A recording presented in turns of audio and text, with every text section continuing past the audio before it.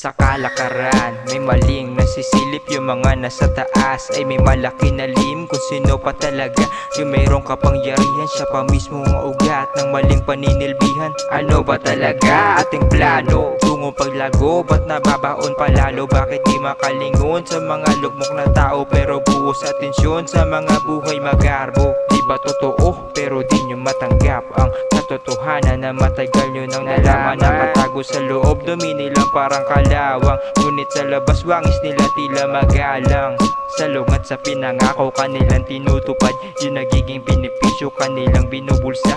Daanang matuwid, unti-unting nakukurba. Kung gusto ng pagbabago, sa'yo mismo magmula.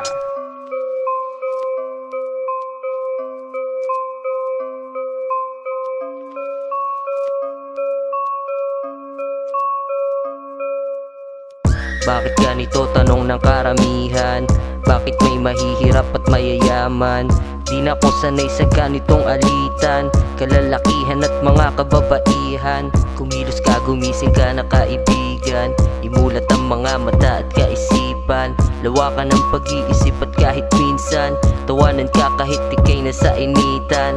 Panahon na para maghanap ka na ng ginto. Naligaw man sa umpisa kaya palumiko. Patuloy lang ang biyahe, wag na wag kang hihinto. Hanapin ang susi ng diamante at ng ginto. Kaya isipin na mabuti ang hakbang kung paano maipanalo ang lahat ng mga pinaplano. Di kailangan magkulay, dapat ikay sigurado. Lahat ng yan ay makukuha sa pagtsatsaga mo. Huwag ba kisama sa alam lang ikahambugan. Laging bukang bibig na siya lamang ang pakinggan. Ganyang pag-uugali ay merong kapilyuhan. Himayin mo sa isip mo ang dapat pakinggan.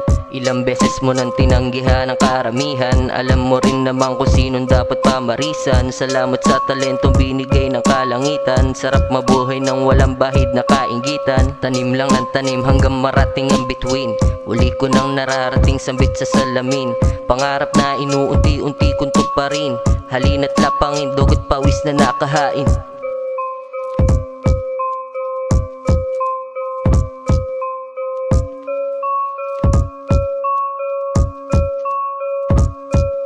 Kumalat sa aking utak ang mabaong halimuyak. Dami nilang humahatak, ang ilan ay tumutulak. Palihim na bumabatak kung mahanap ng liwanag. Mga ilusyong naglalaro sa malikot na magtago tayo sa dilim para hindi na mapansin ng mga halimaw na umaas ng mga tao din. Ano mang oras ay handang-handa kang sakmalin. Kaya ang pag-iisip mo ay dapat napalaguin.